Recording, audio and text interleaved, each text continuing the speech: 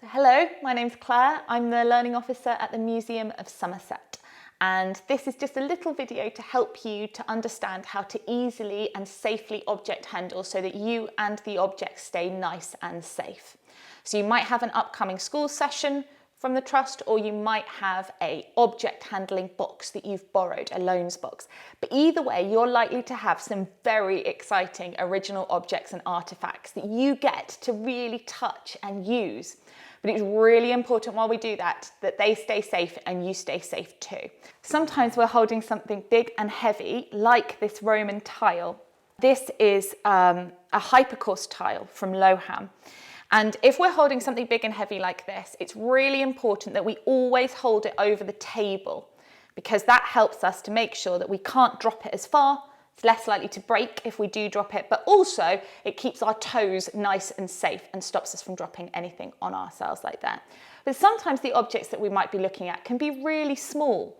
Over here, we've got a tiny little ammonite.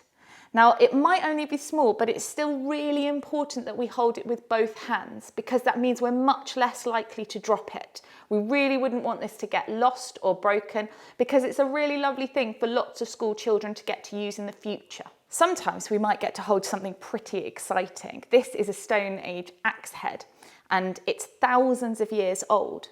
Now, if you were wanting to show this to your friend, you can absolutely pass it to your friend. That is fine, but you need to make sure you keep using both hands, you hold it over the table, and you wait until they've got a really careful grip on it before you let go. It just helps to keep everything nice and safe. And finally, sometimes the things that you borrow will be in sections of special foam to keep them safe that we call Plastizote. So you might have something like this. This is a piece of Roman mosaic. Now, we want you to be able to hold it and touch it, and that's great, but to do it safely, it's really important that you use both your hands and you place it back in the box really carefully. Sometimes it's quite hard to make the things fit into their little holes.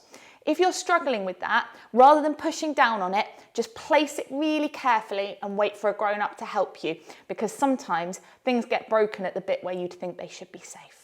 You might have seen on television when people get to touch really special old things. They're often given gloves to wear. Now, we are actually not going to ask you to wear gloves, because there's an argument that wearing gloves makes you less secure in what you're holding.